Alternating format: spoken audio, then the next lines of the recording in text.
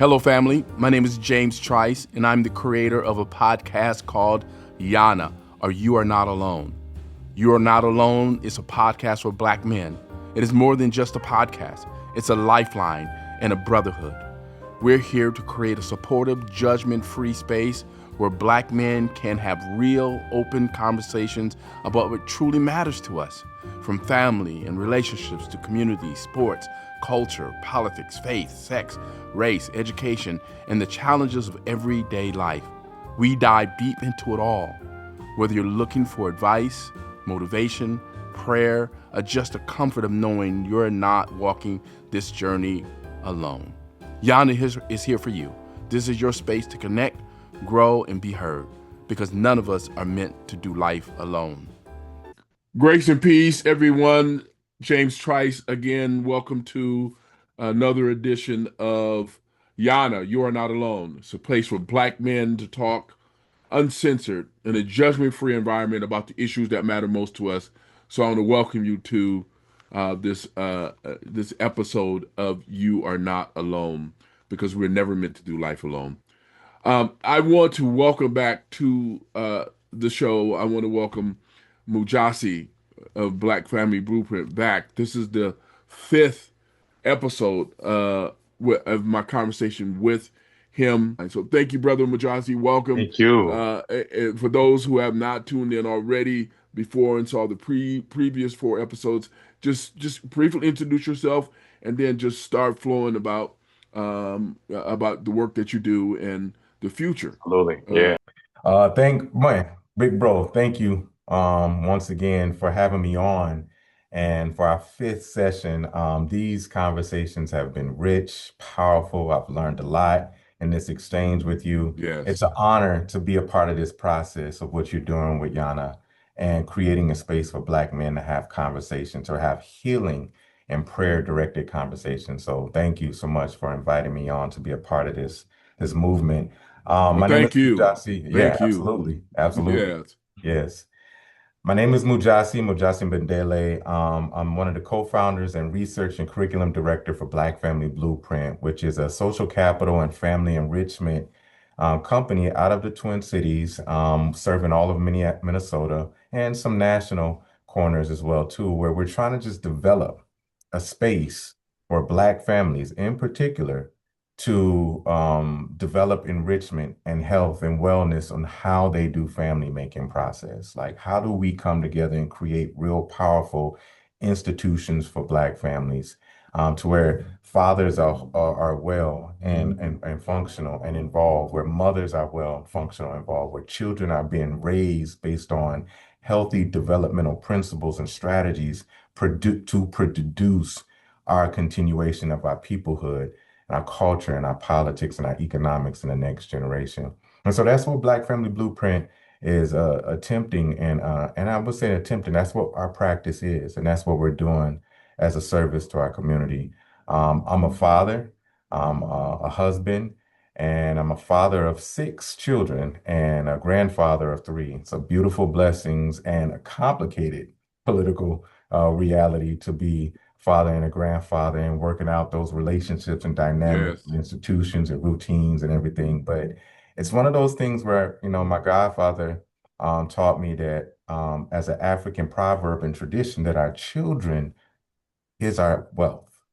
That is our wealth. We any material thing falls by the wayside, but our relationships and investment into our children, our grandchildren, that's the wealth that moves intergenerationally. And then around our children, we create strategies for economic development and processes. And that's how we pass material wealth to our next generation. But we have to center the health and well-being of our children and our grandchildren in order to make sure that we leave in a legacy. So that's what I do. That's who I am as Brother Mujasi and the work that I do. I coach fathers. I work with fathers and, in terms of co-parenting dynamics, helping them to become better fathers. I work with them on developmental processes of manhood and what that practice look like in the development of themselves. And I'm working with families to provide a lot of content development for their well-being as well too. So I'm excited to really pull everything together on this last session. Yes.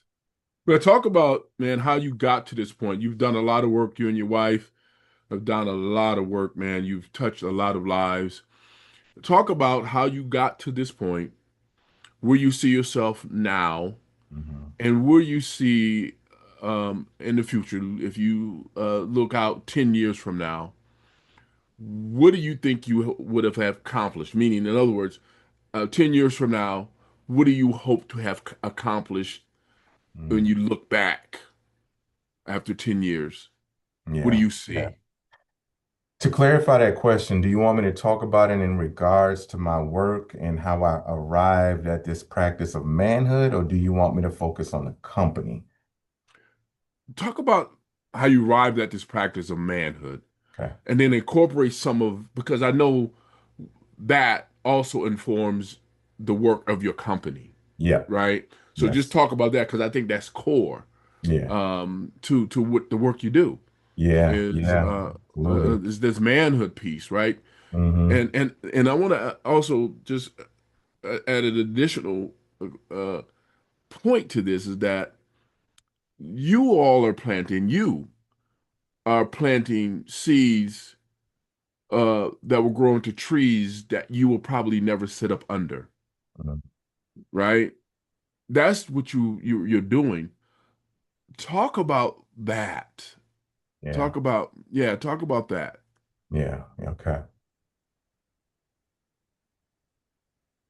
I've inherited a tree that it's beautiful, but it's imperfect, it's rotting, and it already had fungi and certain infections that made the tree complicated.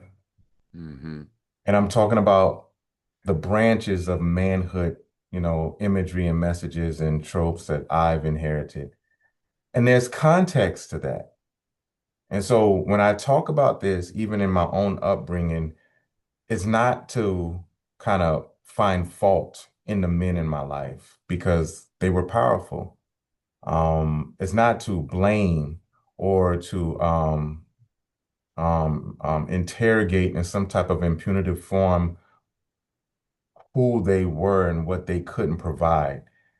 They inherited themselves in the broader social context of our people, the same things that I inherited.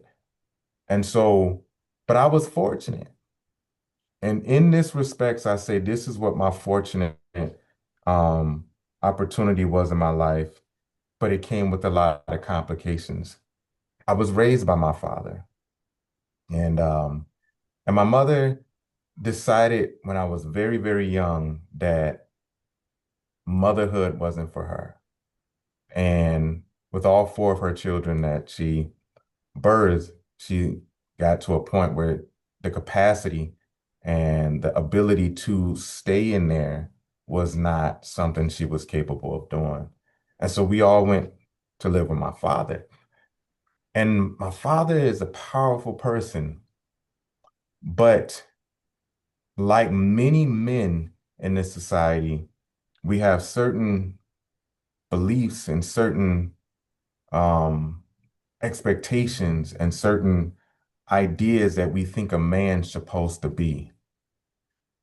And when we investigate those, and in a general sense, I'm speaking in general, when we investigate those, we find out those ideas of manhood was very much related to what was necessity for labor, what was Mm. necessity for the political times, what's necessity for industry in order to make a living, to make some substance. And it did not consider what's needed for our collective. Not, I'm not speaking, I'm speaking in generality because in different spaces you've seen these things manifest. But in particularly in the context that I've inherited, it did not take into consideration the collective well-being, the development of the individual young male in that space. It didn't always take into consideration the unique qualities of what that young person contributed to the world, their unique talents, their voice. But it said, as a man, you are prescribed to perform these very basic functions. And some of those things that we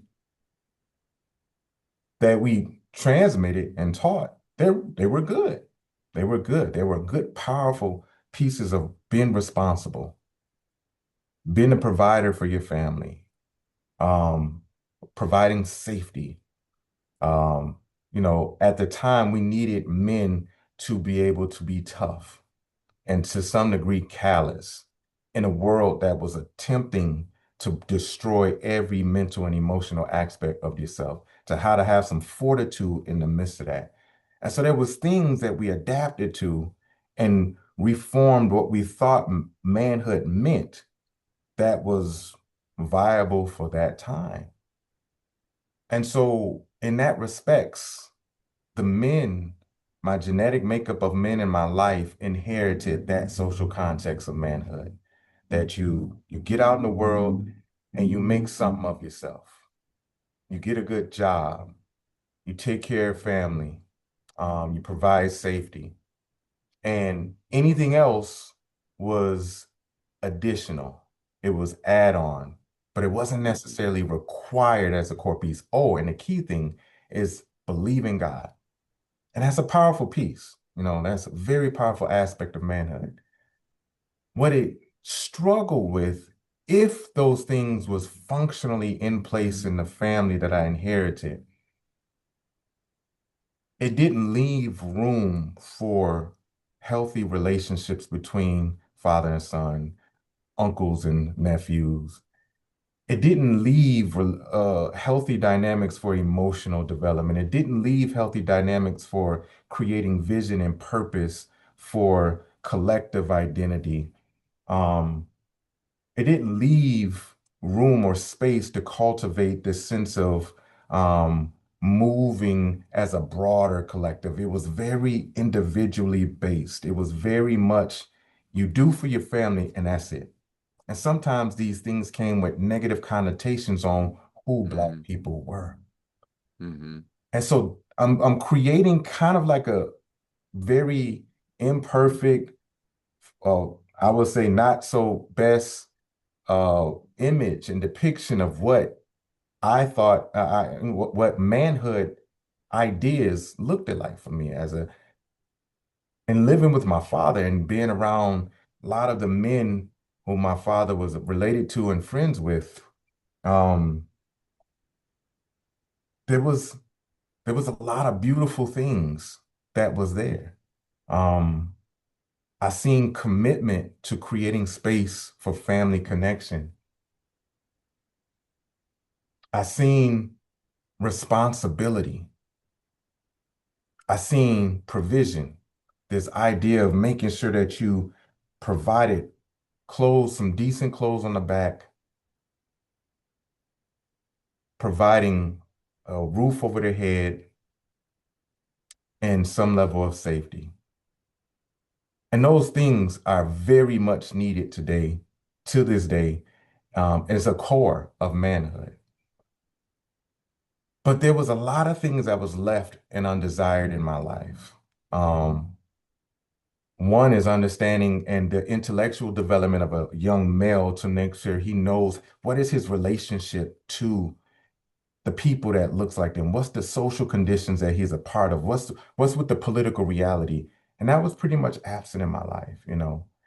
It was just kind of like Black folks is this and we can't do this. And it was just these really terrible distortions of what our peoplehood is. I didn't have inroads on how to have the internal locus of regulation and control of my mental and emotional world. So there was no, I feel this. It was this, you been sissy, you weak, you soft, you a punk, you just gonna cry. And so there was no allowing for space to say, I'm feeling fear, I'm feeling confused, um, I'm I'm feeling happy, I'm feeling sad, I'm feeling lonely. These complex emotions that's normal to human growth wasn't allowed. I feel shame. I feel guilt. It wasn't allowed, so to speak. And it's not to say it wasn't allowed, it's just what it was alien to that language of what I was receiving from the men in my life. And so, and it wasn't that they were against it. I realized it wasn't developed for them. That's Mm, why Michelob beer was so prevalent. That's why Cools and Camels was so prevalent. That's why the little white joints was so prevalent. E&J, Irk and Jerk, and VSOP, all of these things, these substance to work through those emotions was prevalent mm, for them to allow them to not deal with that. And then when they mm, saw these things in their children, they didn't have no language, or you had to toughen up and stop crying all the time. And so in that space, as I got older, I had to work back and go back to that younger Mujasi and started to care for him. And we'll come back to that.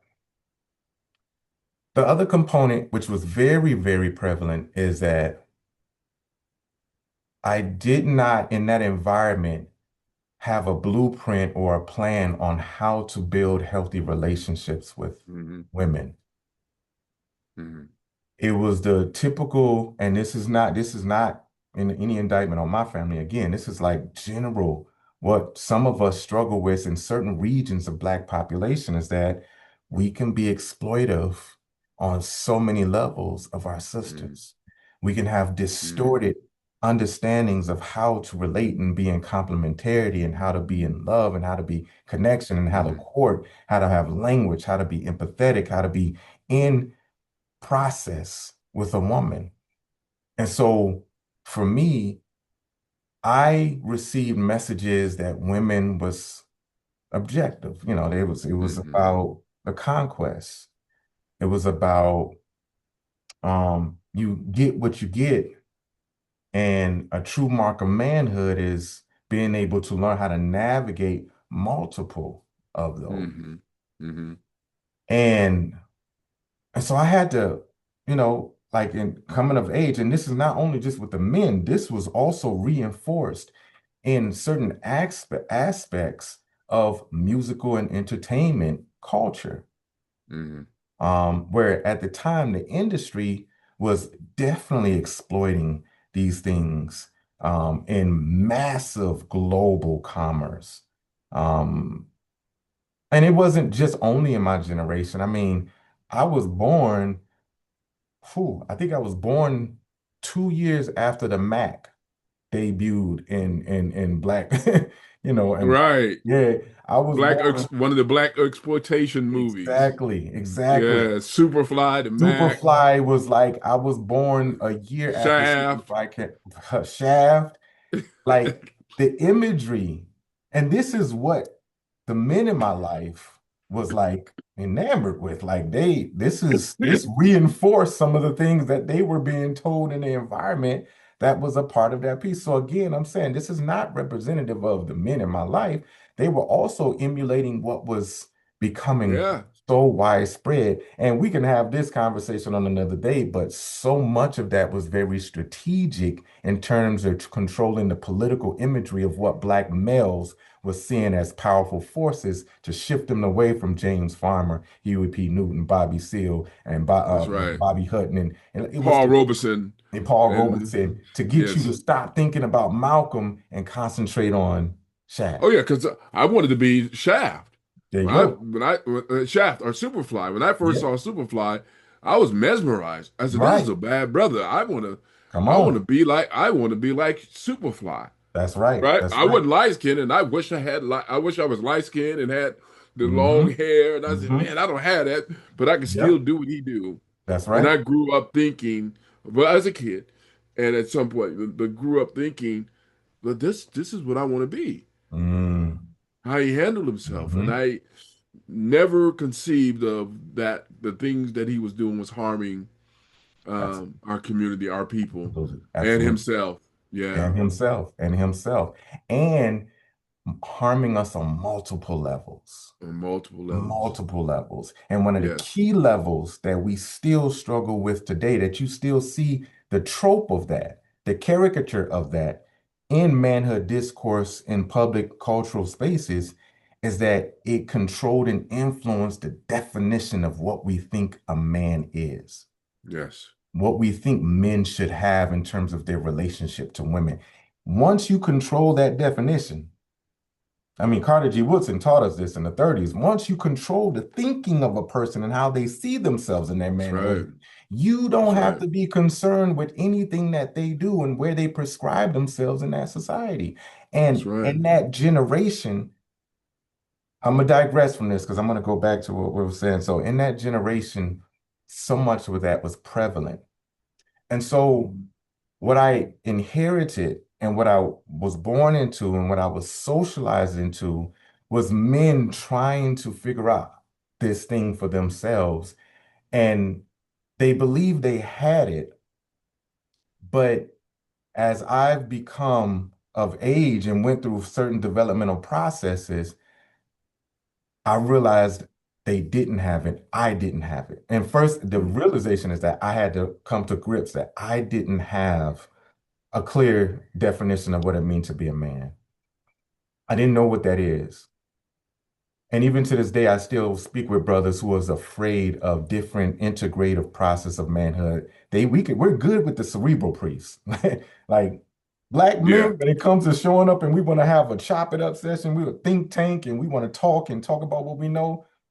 I don't think there's no outside of the black woman. I don't think there's anybody on the face of the earth that can politic on the level that brothers can do. Because I That's think right. sisters got that on lock. I love my sister. They That's man. right. The barbershop The conversations. barbershop Those conversations. the barbershop Yes, conversations, man. that's the space where we have some of our most deepest mental Yes. calibrations of who we are. But here's the That's key right. piece. As soon as you bring the heart in that matter, brothers get quiet. Some of us can interface on that level, but we get quiet. Right. As soon as you bring in the dynamic of affirming and recognizing our complementarity to sisters, we get a little mute.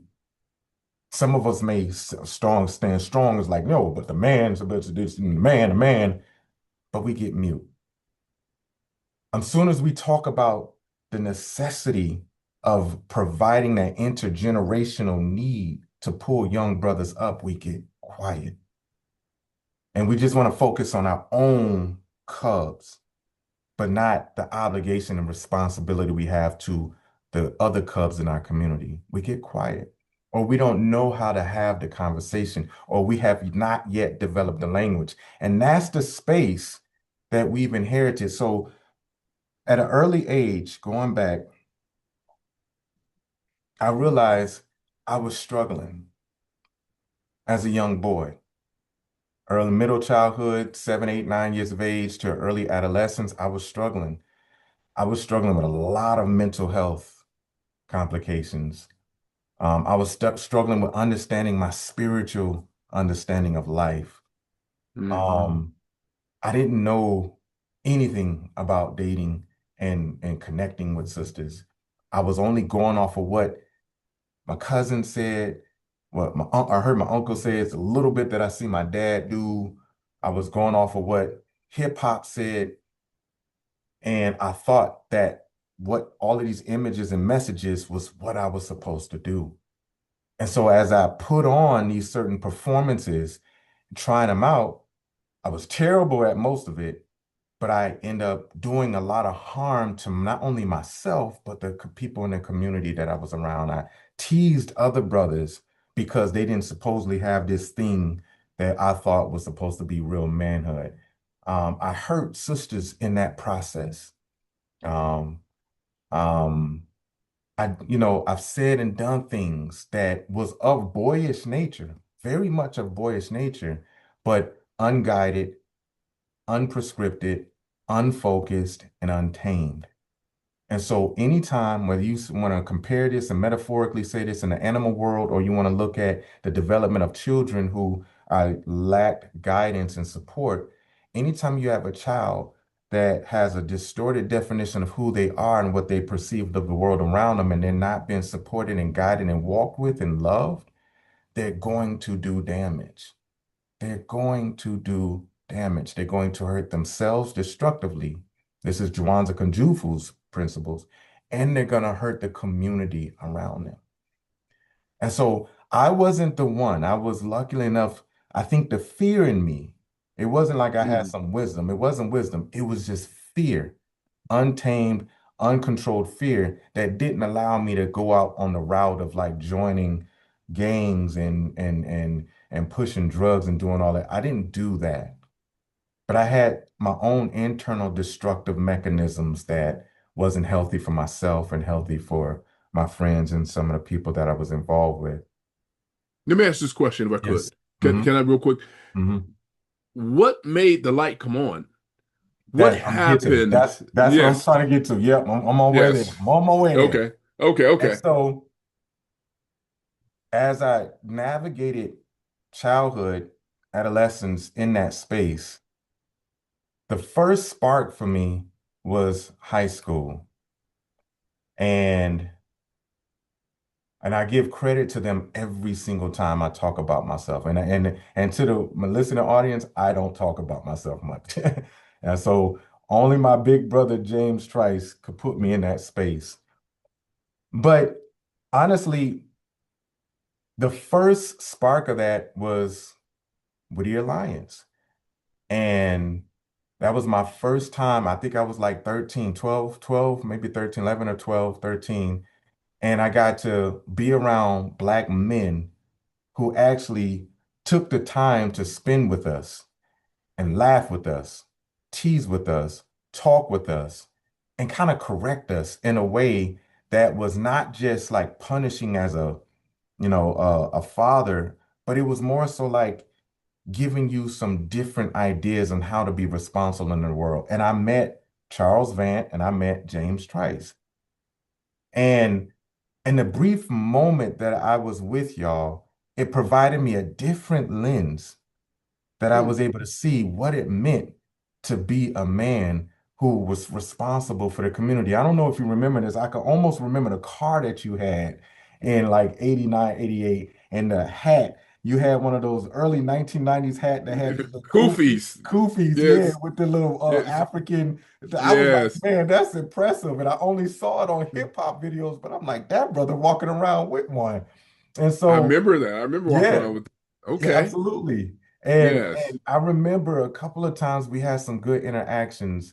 There were certain things that you would just say that stuck with me, Hmm. that gave me a different perspective on what I was hearing. And of course, it didn't sink in a way where I could manifest it, but I was like, he's different than what I was used to seeing. He's different. But you know, it wasn't a transformation in my environment. So once the summer was over with, and of course we was in different directions of the community, I went back to my normal environment and you was in a different space. Charles, I never really saw Charles after that. Um, in high school,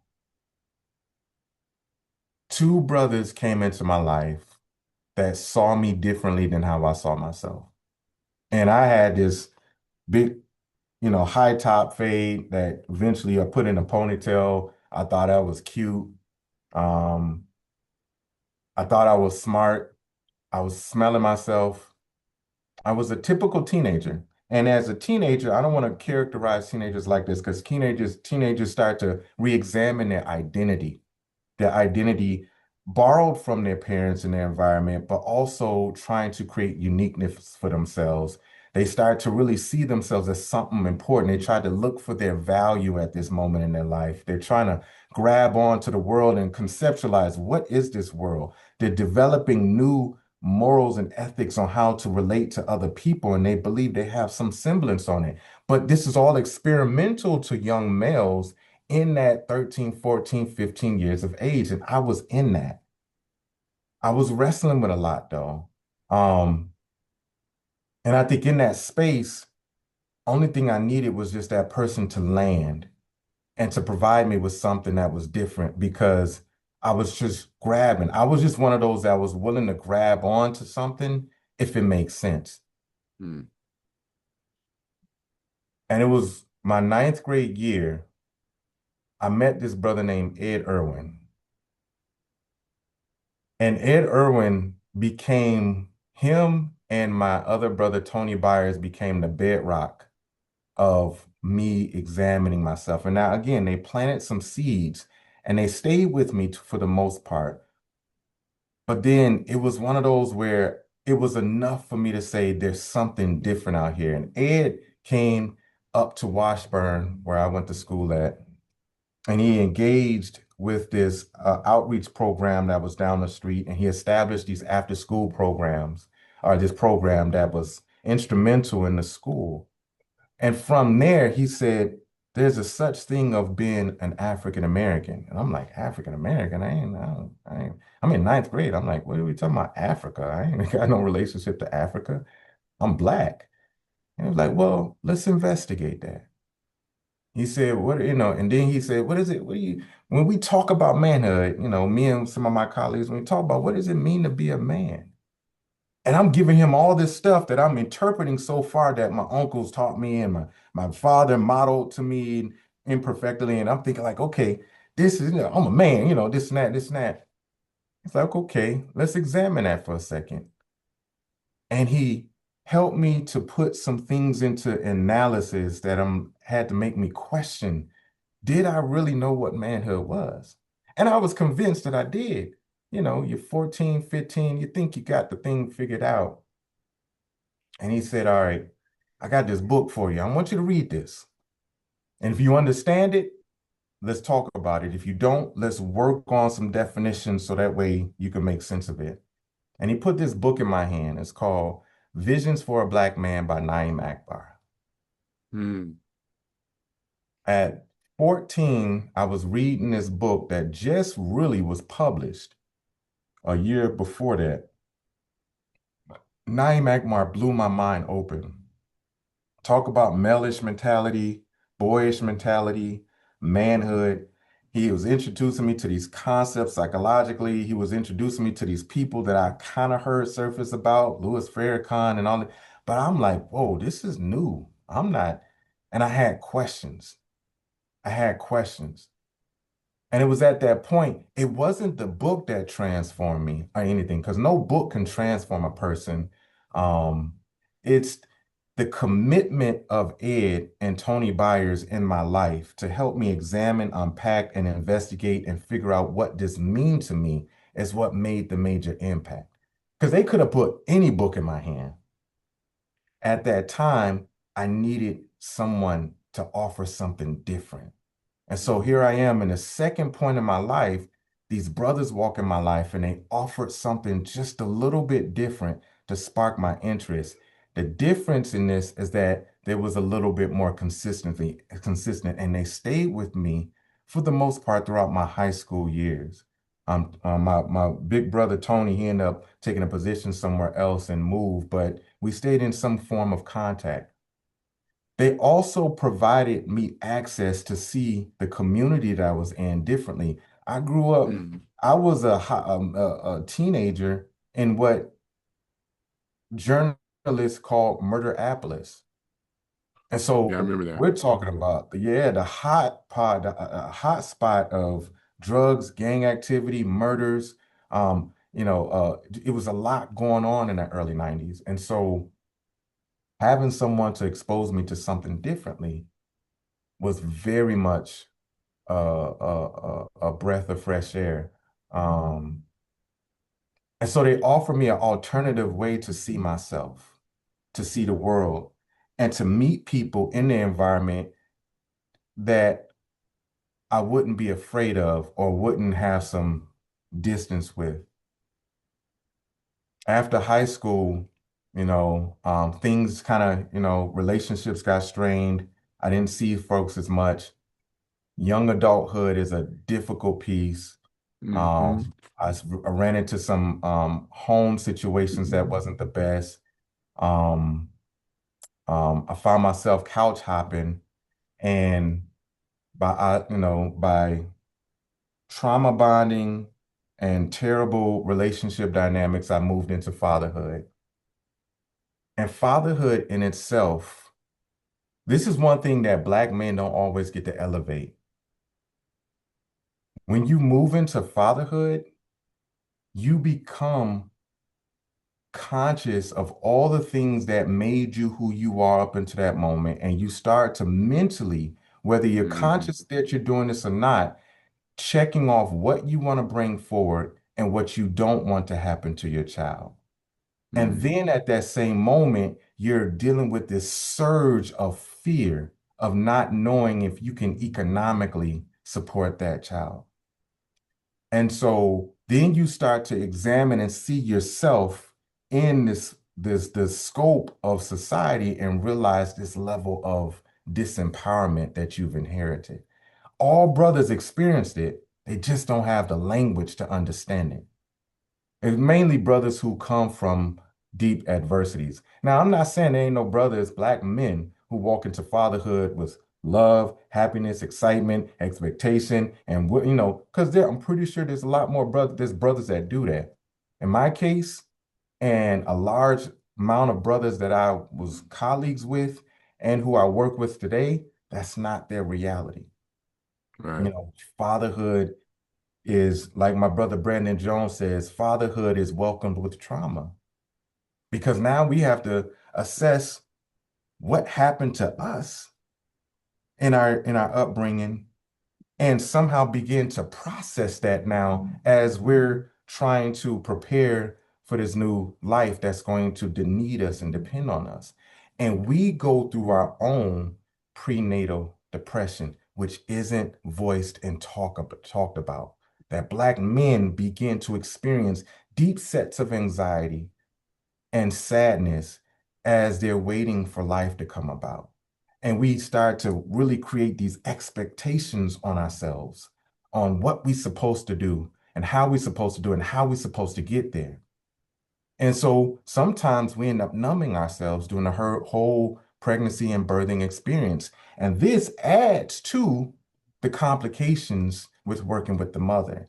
And if the relationship with you and the mother was a one-night stand, or it was just like a immature, premature relationship dynamic that have complications and y'all didn't know each other, that adds to the layer of complexity and challenge that you have. And that was my situation. And so fast forward, I had a lot of reexamination that I had to deal with, a lot of mental health that I had to address, a lot of realignment of what it means to be me, a lot of relationships that needed to be healed. I had to move away from a toxic situation, and I had to recalibrate myself, and I had to deal. And it's crazy because in this moment of my life, that's when I started to experience some of the undeveloped um, neural adversities that became prevalent in my life. I started to experience a lot of panic, um, phobias, um, um, anxieties about things, uncontrolled mental health pieces. I didn't have a clear direction on what I wanted to do in life. I didn't have no direction. And I started to feel the deepest set of loneliness and isolation. And yet I have children now. And so bringing it forward, the work that I do in Black Family Blueprint is to work with that brother. It's to address that brother. And it's not only to address that brother at that stage, it's to help him and help us to address the brothers at 5, 6, 7, 9, 12, 13, 14 years of age. Because that's what Ed, that's what Tony, that's what y'all did for me at different points. Though it wasn't always consistent, it planted enough understanding and experience for me to say, like, we have to produce manhood. We have to create that for the children to inherit a process where they can grow into what it means to practice true manhood. Now, I say practice because manhood is not defined as much as Ramsey County, Hennepin County, Minnesota, the state of Minnesota, and the United States federal government say that manhood is enacted when you turn 18 or when you reach the age of 21. That's not manhood. Mm. Mm-mm. Manhood is not chronological. I know some of us are still committed to this belief that you reach a certain age and that makes you a man. No, Mm-mm. these age conventions was invented for war, for labor, for economy. It had nothing to do with the developmental, cultural, and understanding of yourselves. They That's did right. not see men in that way, assessing their psychological, emotional, and cultural understanding of themselves before they came up with these age conventions. And so, Black folks, especially when we're dealing with Black males, we cannot rely on the chronological aging of our bodies to determine what we mentally, emotionally, and physically are capable of doing. And that's the reason why the society is so used to criminalizing Black males based on their physiology, because they refuse to recognize the mental and emotional world that some of us are inherited. We could be 15 years of age, but if our bodies look like we're 25, then we're men. And Mm. they made that make sense when we had to pick bales of hay. They made that make sense when we was chained to gangs on railroad tracks building the railroad industry. They made that make sense when we were forced to be Georges on these railroad tracks to serve white people. But all mental health realities today says there's nothing about that that's grounded in reality. And so the work that I'm doing is trying to give space to that, recognize that in my life, there was a lot of things that wasn't developed, even though I was raised with some beautiful men who was trying to figure it out for themselves, but we Mm-hmm. inherited a social reality and context that didn't allow their manhood to accurately be prescribed by ourselves, developed for ourselves, and to be able to produce what we need in the practice of manhood that's responsible for ourselves, for what our people need today. And so, in every period of what I do, I'm working with brothers to investigate what does it mean to be a man with you, and how do we push that forward? How do we get you to, how do we, because what I needed is that I needed to understand what my emotional world meant, Mm-hmm. what my spiritual practice looked like.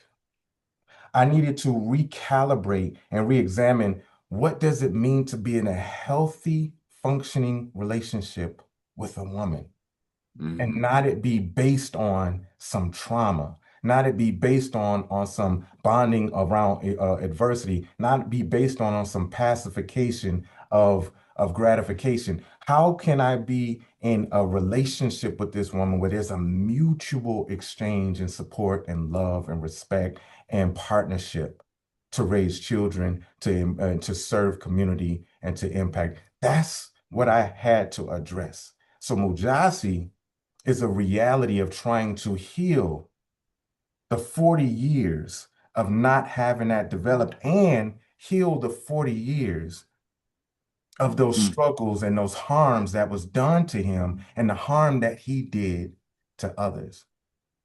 And so in Black Family Blueprint, I've now created that reality to work with brothers in those moments in their lives, to coach them through it, to say that there's a way we can look at this where you could start to practice and enact on how do you control the movement, your values, align yourself to a spiritual purpose, recenter yourself with your relationship with your child, and to be able to develop a different language that you have, an outlook that you have with that mother or the mothers in your life. And that you can do this in a healthy way where you learn how to regulate Mm-hmm. your nervous system and to be able to Mm-hmm. calm yourself and to push yourself in a space where you're moving not with a spiritual guidance and directions, but an intellectual commitment to the development of your child and the well-being of the people that you love. And that takes practice. This is not a Yes. book. It takes Right. practice. It takes relationship, James Trice, Tony Byers, Ed Irwin. It takes it takes a commitment and it takes a community of brothers to be in that space, not an individual thing. This is what we talked about previously, and I'm gonna land right here. I think hopefully I was able to bring some substance to Yes. this. But Yes. this is what we talked about, I think, on the second podcast, that it's we manhood is not something you do in isolation. Right. It's not a closet thing. It's Mm-mm. not a journaling thing. It's a constant edification of who yourselves in practice, and you're around other men who models different aspects of what you're trying to learn and incorporate in Yeah. yourself. And Right. manhood is a continuous space of learning how to address the deficiencies in yourselves Mm. and compassionately, self-compassionately working on how to not only heal those wounds, build around that, but to use Right. it, move it to a space where it becomes a tool to help and Yeah. work with other brothers in the community. And 10 years from now, and it's very clear, I will hope that I've contributed to this growing movement right now of Black male, Black men advocacy and space and regeneration.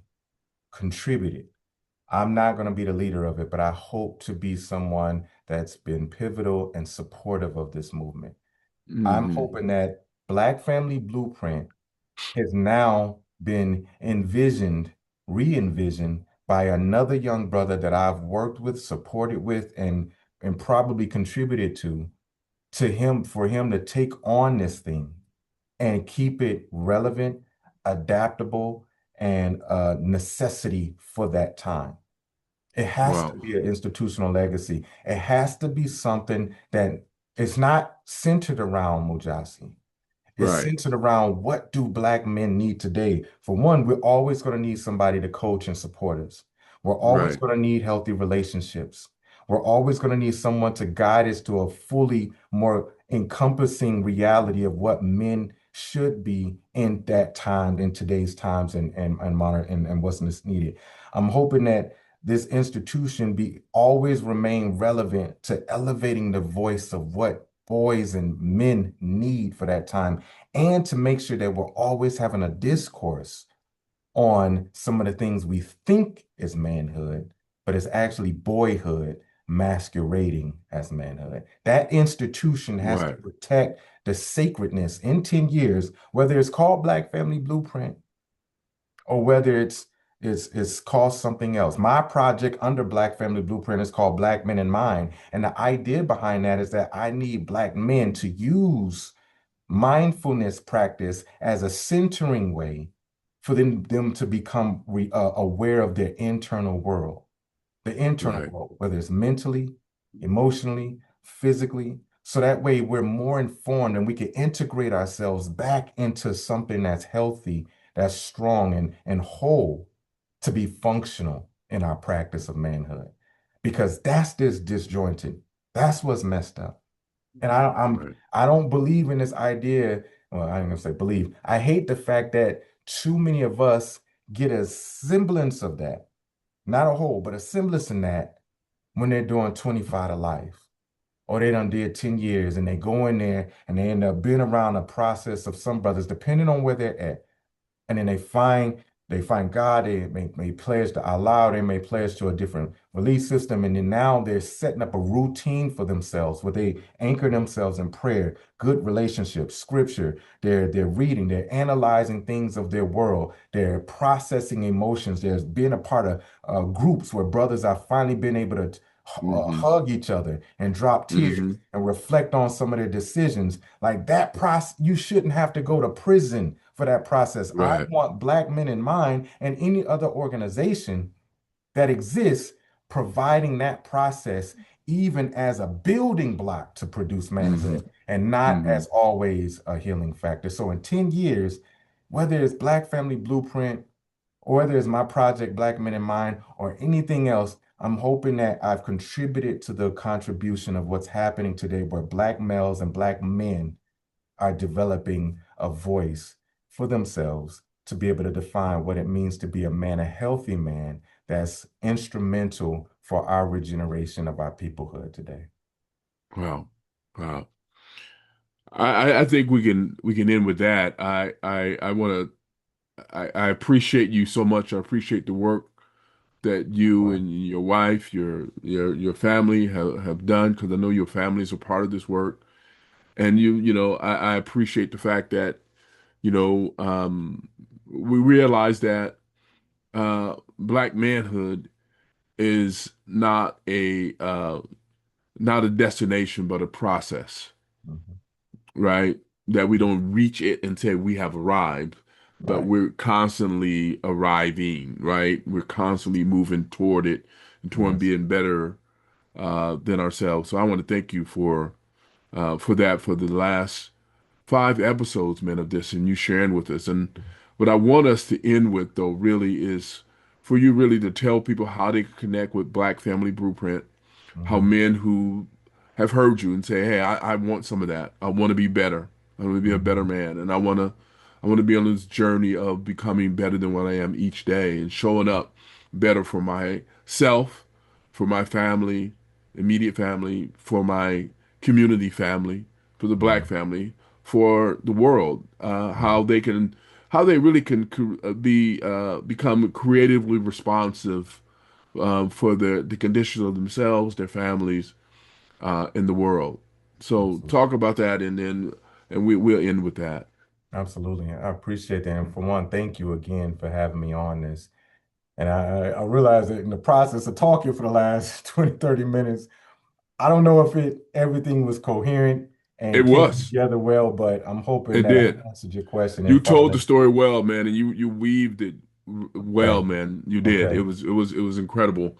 I Yeah. mean, there's some more questions I could have of you, but Hmm. Our time that's frame.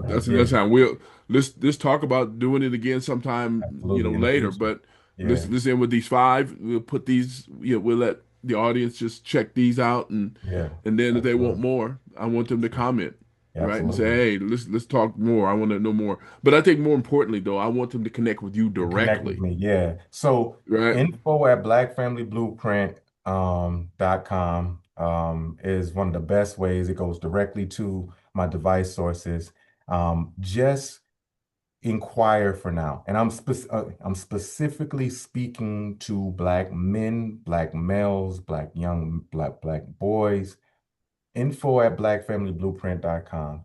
Anytime, whether it's in Eventbrite, Facebook, you can go to our Facebook and our Instagram of Black Family Blueprint and keep up with some of the posts and some of the work we're doing. But anytime you subscribe to our email list and stuff like that, if there's a notification that go out, and I do it twice a year on Black Men in Mind, register register. Now, for me, I have an intentional process of bringing brothers together. I don't believe in this whole large group that all Black men just show up and we just kind of, in conversation. No, because we have this thing on performativity that's difficult for us. When we show up, we got hard body on, we got our mental cap on. None of this is available to that space. And so, I'm speaking of heart. And Right. so we don't do any justice. And brothers have to vet some of these spaces out because there's been some exploitation over the last few Hmm. years of bringing Black men together and trying to get them to pour that. So I'm intentional with creating small group methodologies, but that start with a one-on-one connection. Being able to have a brother who's going to sit and just listen with you, be engaged with you, and laugh with you, cry with you if we have to cry, process some things and be able to set some goals up for you to have some clearer direction in your life.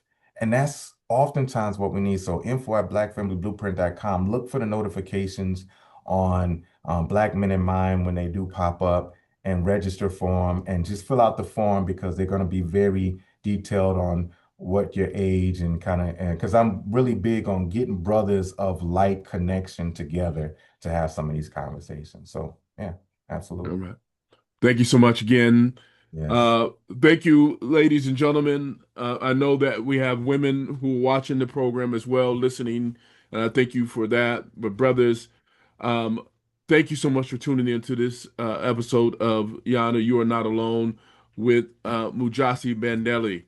And again, thank you for joining us. And until next time, we're never meant to do life alone. And remember, you do not walk this journey of life alone. And I also want to end with something else. This word, Ubuntu, the African word about, I am because we are. Yeah.